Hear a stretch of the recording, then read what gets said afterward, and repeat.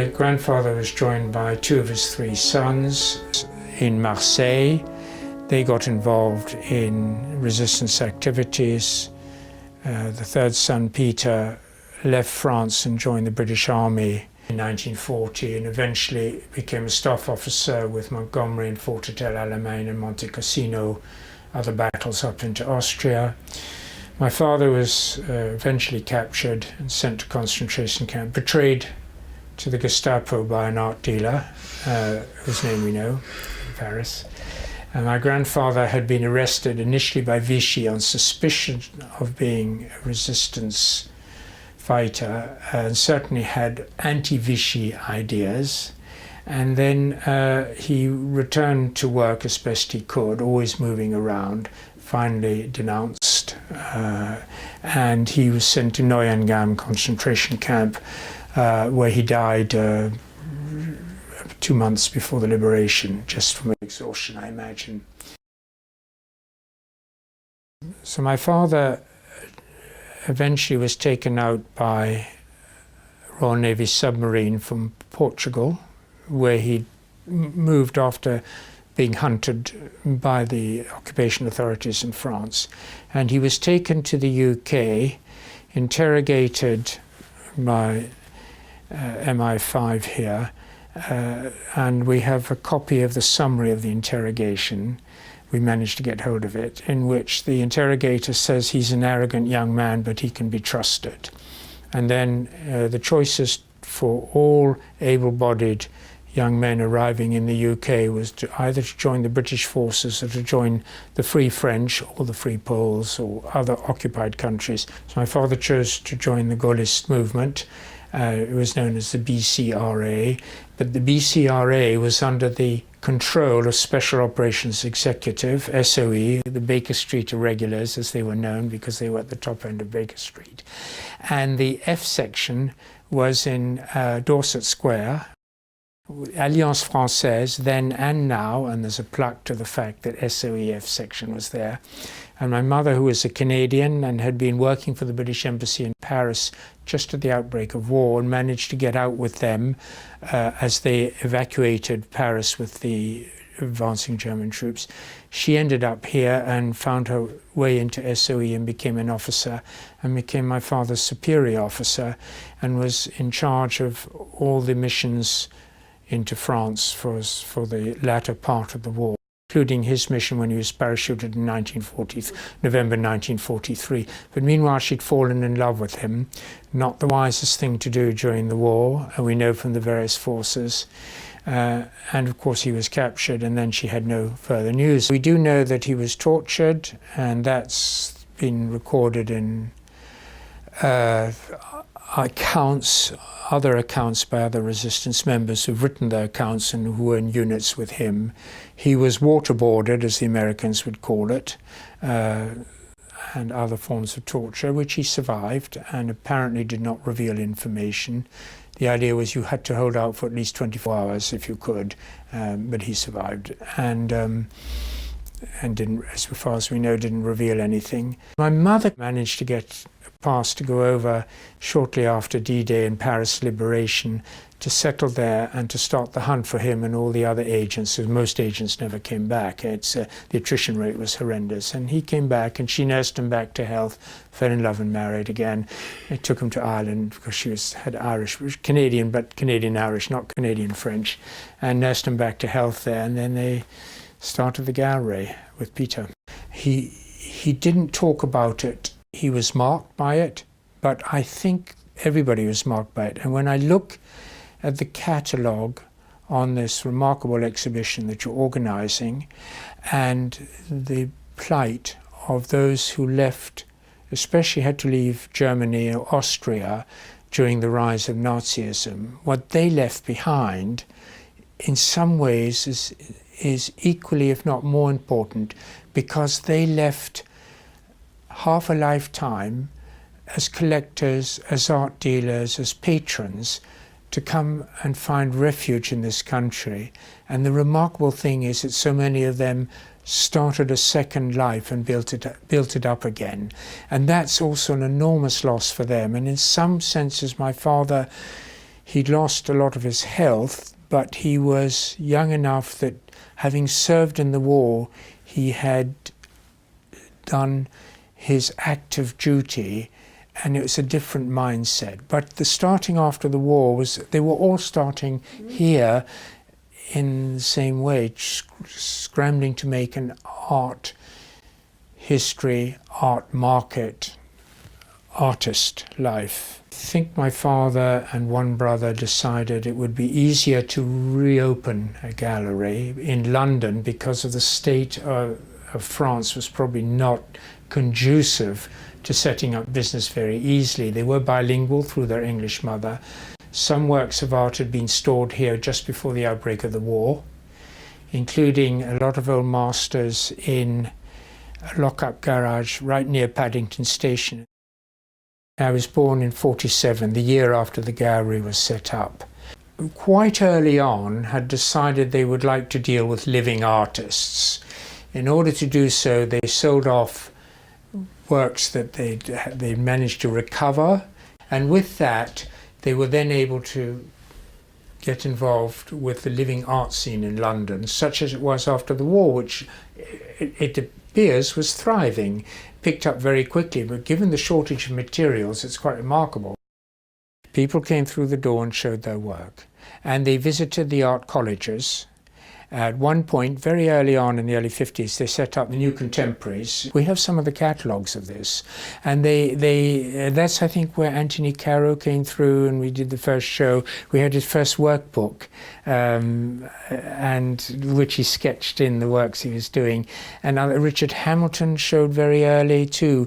But just in this group show, these young, bright, promising artists, some of whose names have disappeared from the regular art history, many of whom have stayed. And I think they just enjoyed the experience of mixing. Very early on, they would be entertaining, and they entertained on a very big scale, especially my parents, my mother and father. They were entertaining eventually every evening, every weekend. They would have people coming for drinks, for dinner, coming for lunch at the weekend. They were friends, for instance, also with Anthony Blunt.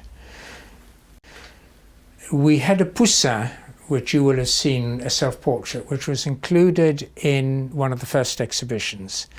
And this Poussin self-portrait, which might still be in the families, turned out not to be by Poussin. There are 3 self-portraits by Poussin. One is in the National Gallery in Berlin.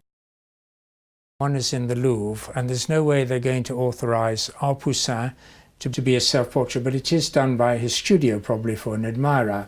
And originally, Anthony Blunt said ours was the real one, and of course he was the great expert in the 50s, and then he turned against the family one, and the family always said, well, that is because when my father and his 2 brothers were boys in France, in Paris, was tutor to the boys, but Florence Gimpel would not allow him to sit at family meals because she considered that he was part of the domestique, and they already had 12 of them.